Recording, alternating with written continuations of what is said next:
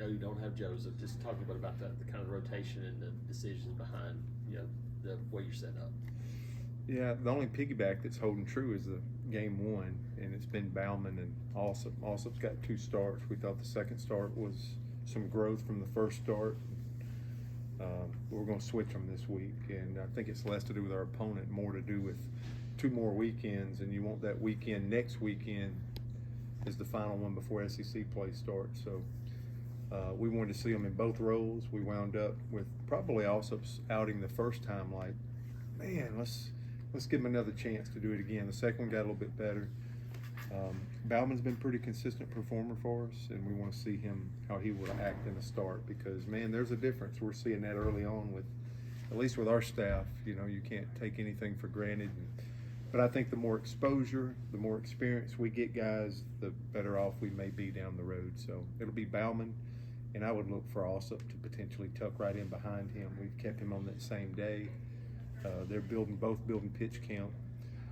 Herbert Holtz will stay in that slot on Saturday, and Joseph's slot right now. We think the ball's come out of his hands better than we anticipated or actually saw in the fall. So if he can keep getting more comfortable, get to his stuff, and we think he can change speeds and presents some off-speed pitches, maybe a little bit ahead of some of our other guys have been able to execute some sequences. I'm excited about that. And then Sunday will be Crotchfelt. So he has thrown, seemed like the first 2 weekends, like 3 2/3 Sunday out of relief. And now getting him moved up and seeing him in a start, something we want to do. Armstrong, Cannon, our guys that you're sitting there in the back end. It was nice for them not to have to pitch last night. So probably last night I have to give the offense more credit for creating us staying away from them.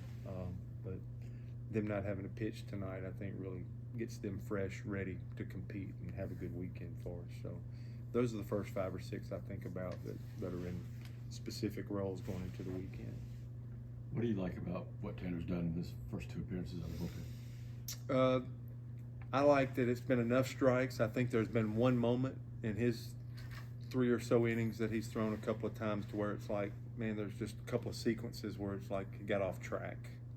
But he's been able to get back on. The other thing I like, I just think it presents a tough at bat.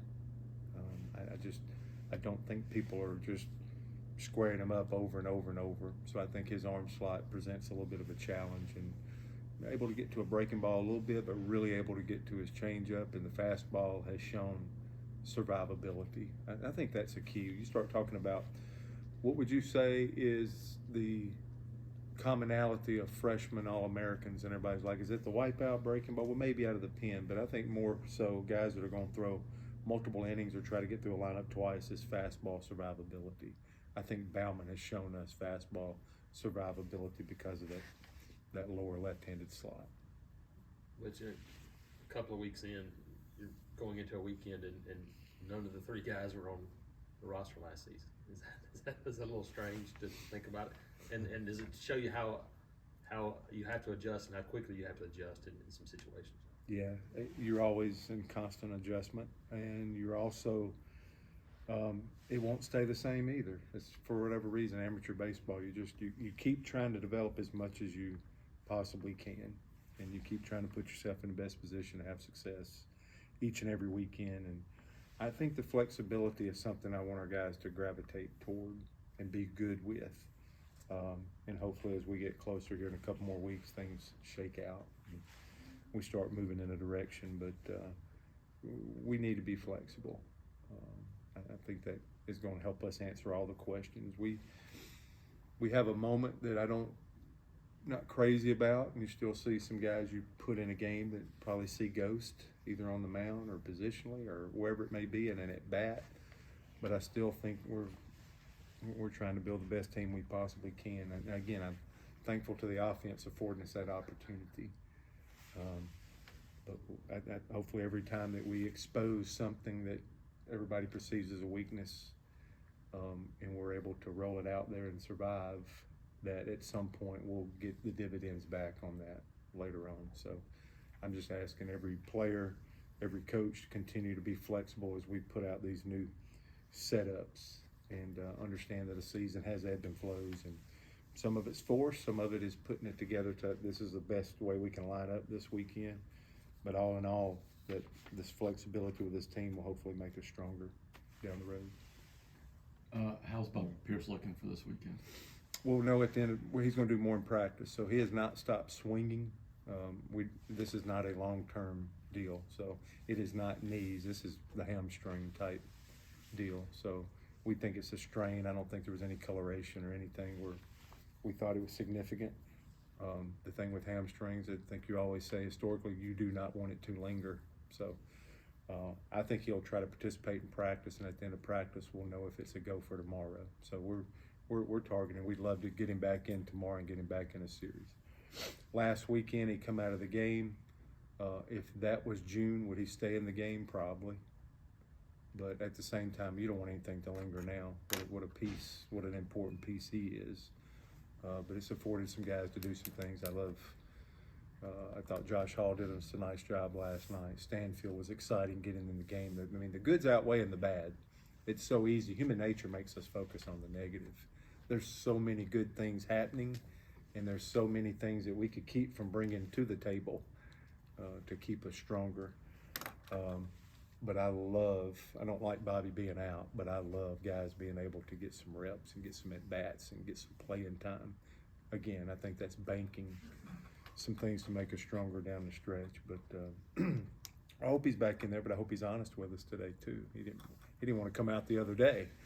But we don't want this to linger, but this is minor. I tried to be as honest as I could, like with Joseph, like, well, we think we couldn't got a better report, but we know injuries this time of year and at all levels of baseball. I mean, we hate it. It's yucky. It's not good. So as soon as Joseph feels good, we'll get him back out there. But Bobby's is extremely minor and cautious. Today's practice is going to tell us his availability for tomorrow and this weekend.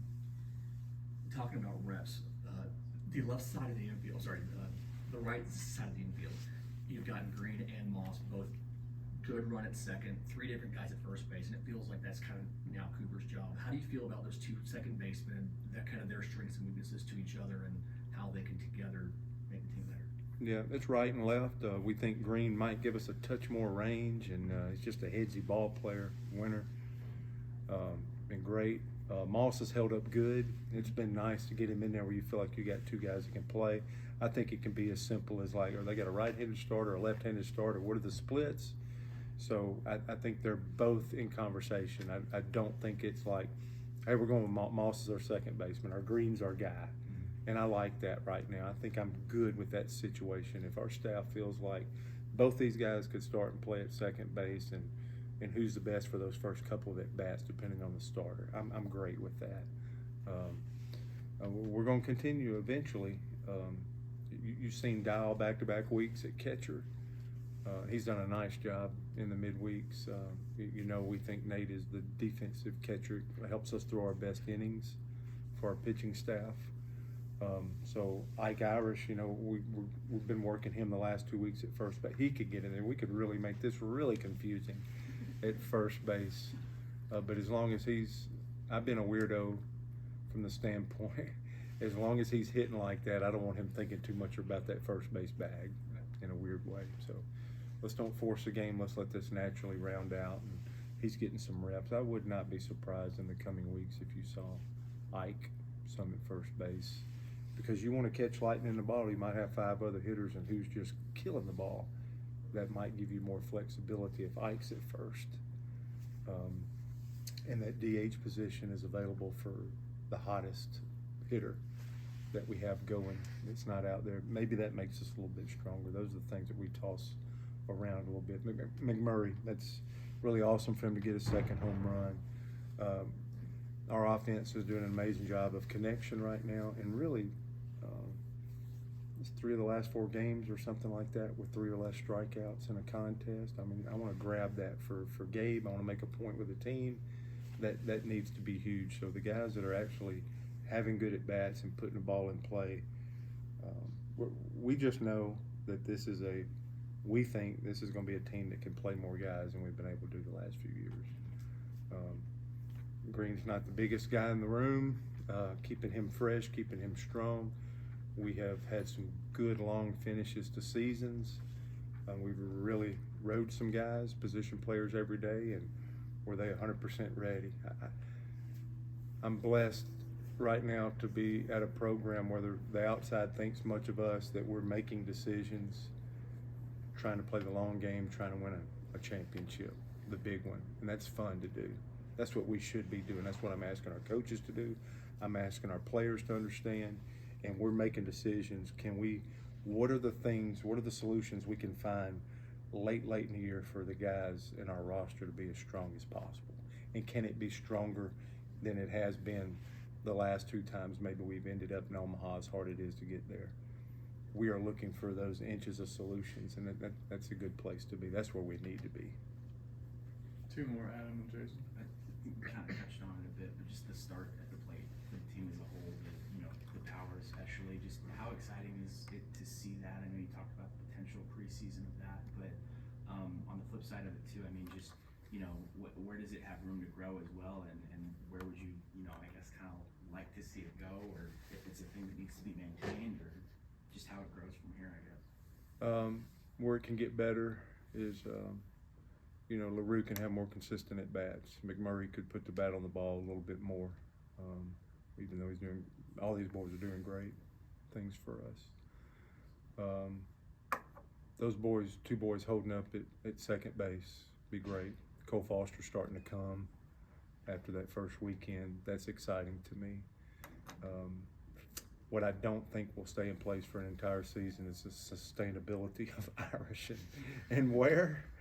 But it's amazing. But every day that goes by, you're like, where can be that third baseman? And I think if you're on the outside and you had a ton of question marks about Auburn baseball going into the season, I think you're at least evaluating and watching like, Irish pretty good ball player, and I think Ware might be able to do it and do it every day and be an everyday player. That's exciting to me. We thought we had the best situation we've ever had in the outfield, with Kaysen being an alpha and helping everybody and teaching everybody and holding down center field. With Kirby and Bobby, we thought they were similar type players there. I'm excited about every bit of that. I just continuing to stay on a process of trying to create consistency. Us talking about putting the ball in play.